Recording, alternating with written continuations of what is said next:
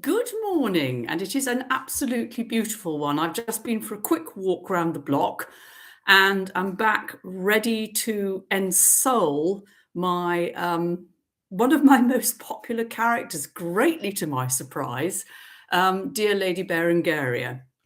So just a little bit of more serious stuff first.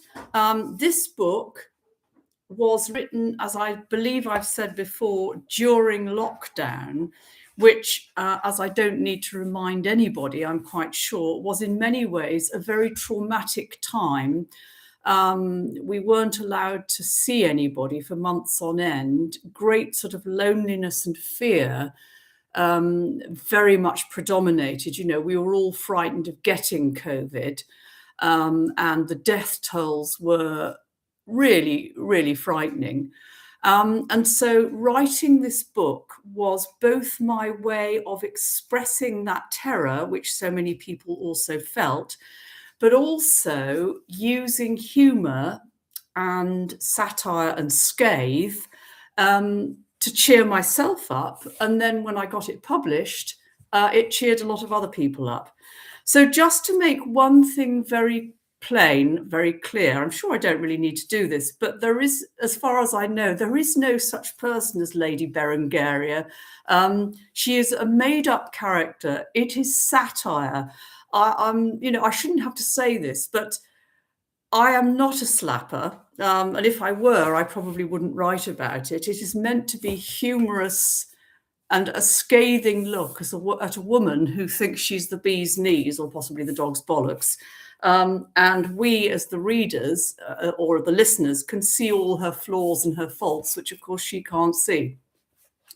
So this particular one, Booby and the Hair Dye, it's very much looking at the things that we had to do without during lockdown. And, you know, I've got to be honest. I mean, obviously, I've said this before, I get my own hair dyed, and that was not really a worry to me. But for some people, including dear old Lady Berengaria, not having her hair dyed, being seen possibly to go grey, which I am, would be absolutely a complete no-no.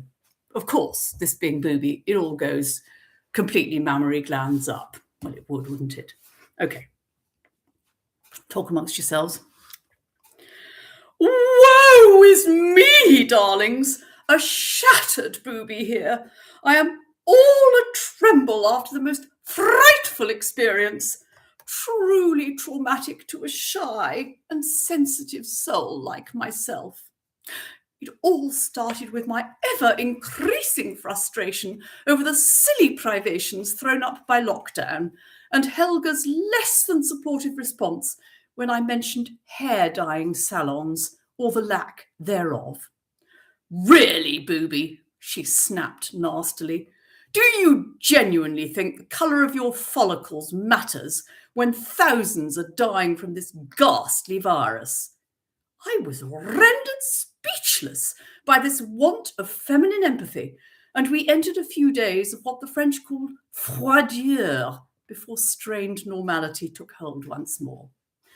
I did try to broach the subject again, explaining that maintaining one's birth hair colour for a woman past the first flush of youth, which caused a most uncalled for and the second and the third and the fourth from this woman who is, when you get right down to it, my servant.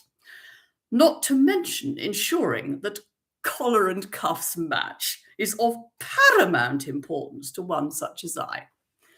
Are you trying to tell me, Helga guffawed, that the colour of your lower welcome mat, trampled upon by so many, matters a damn to the randy youths desperate to get into the house? Honestly, I do sometimes wonder if Helga would even recognise a finer feeling, so coarse is her soul. The world of tinting, twinning, and trimming is clearly a closed book to her.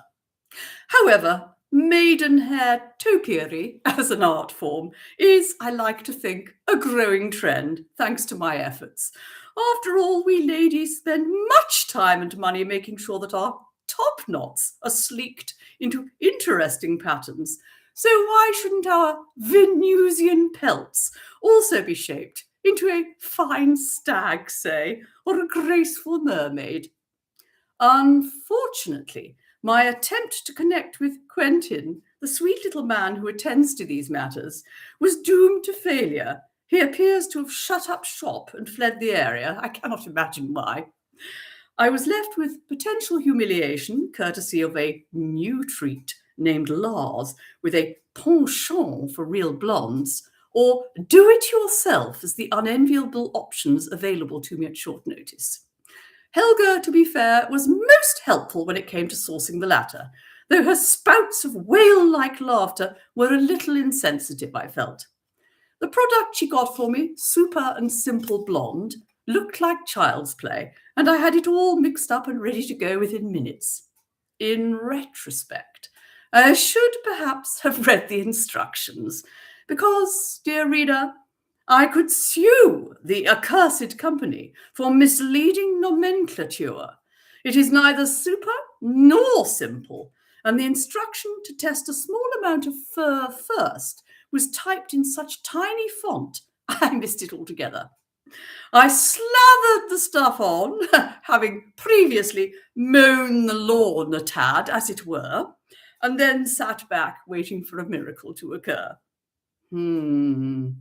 Intense itching began almost immediately, followed by an urgent desire to part instant company with my groin area. I was eyeing up the fire extinguisher within seconds. Fortunately, Helga was on hand, and her running jump into the paddling pool, with me wailing at her rear, undoubtedly saved the day.